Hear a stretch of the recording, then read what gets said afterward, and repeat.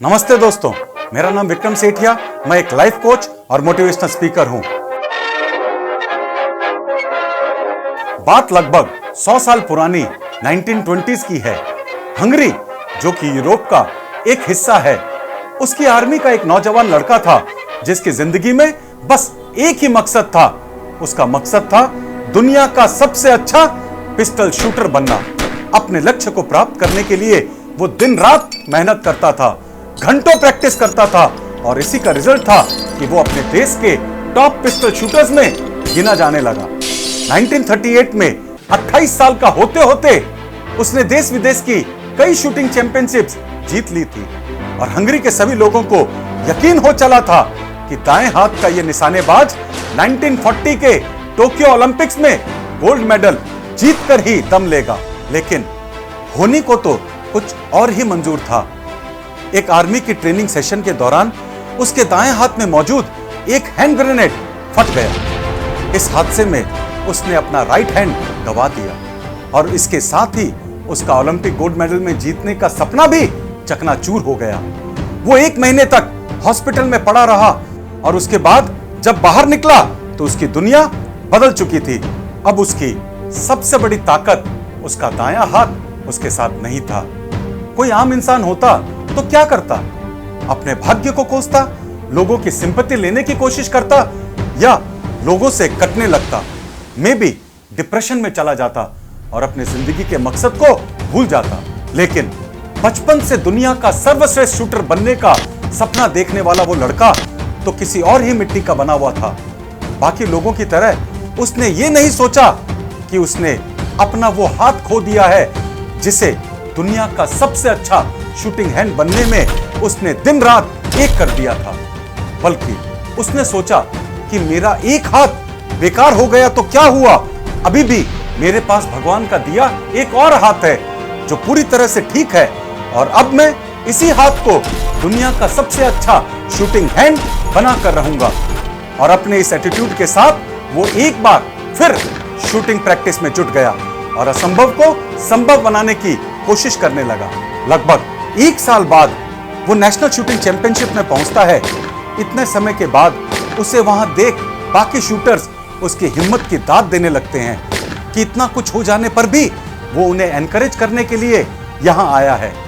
पर जल्द ही वे सब आश्चर्य में पड़ जाते हैं जब उन्हें पता चलता है कि वो उन्हें एनकरेज करने के लिए नहीं बल्कि उनसे मुकाबला करने के लिए आया है।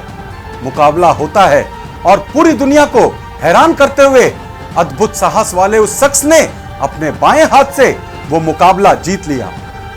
एक बार फिर हंगरी के लोगों को लगने लगा कि वो दुनिया का सर्वश्रेष्ठ शूटर बनने का अपना सपना पूरा कर सकता है और ओलंपिक्स में गोल्ड मेडल जीत सकता है। पर दुर्भाग्य तो मानो जैसे उसके पीछे पड़ी थी।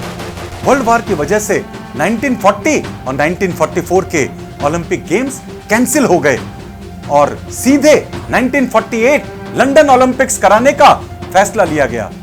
इस बीच कितने ही नए शूटर्स अपनी प्रतिभा का लोहा मनवाने के लिए खड़े हो गए। कहां अपने पीक प्राइम डेज में उसे राइट हैंड से मुकाबला करना था और कहां इतने सालों बाद अब लेफ्ट हैंड से इंटरनेशनल कंपटीशन में भाग लेना था। पर उसे इन सब बातों की फिक्र ही नहीं थी। वो तो बस एक ही चीज जानता था, प्रैक्टिस प्रैक्टिस एंड प्रैक्टिस। उसने 25 metre rapid fire pistol event में गोल्ड मेडल जीत लिया। बात यहीं खत्म नहीं हुई बल्कि 4 साल बाद में उसने फिर से हेलसिंकी ओलंपिक्स में सेम इवेंट में सेकंड गोल्ड मेडल भी जीत लिया और ओलंपिक्स में ऐसा करने वाला वो पहला इंसान भी बन गया। दोस्तों, उस अनबिलीवेबल लेजेंड लड़के का नाम था करोली टैकस और उसकी ये अनबिलीवेबल स्टोरी हर उस शख्स के लिए एक बहुत बड़ा संदेश है जो जरा सी परेशानी आने पर हार मान लेते हैं, जो अपनी असफलता के 50 कारण गिनाने में आगे रहते हैं पर सफल होने का एक भी वजह नहीं बता पाते।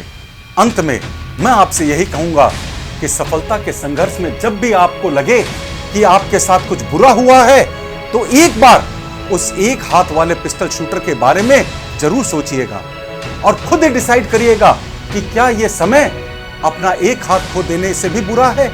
लाइफ में हम अप्स और डाउन को आने से नहीं रोक सकते, पर हम अपने साथ बुरा होने पर कैसे रिएक्ट करते हैं, इस चीज को जरूर कंट्रोल कर सकते हैं। इसलिए सिचुएशन चाहे कितनी भी बुरी हो जाए, अपना एटीट्यूड पॉजिटिव बनाए रखिए, अपना ध्यान अपने लक्ष्य पर लगाए रखिए और इस दुनिया को अपनी मंजिल पाकर दिखाइए। यही मैं आपके लिए दुआ करता हूं। All the best.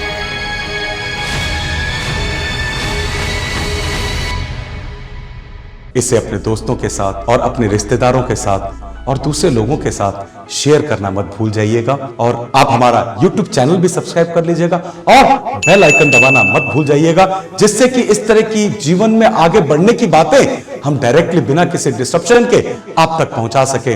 नमस्ते दोस्तों।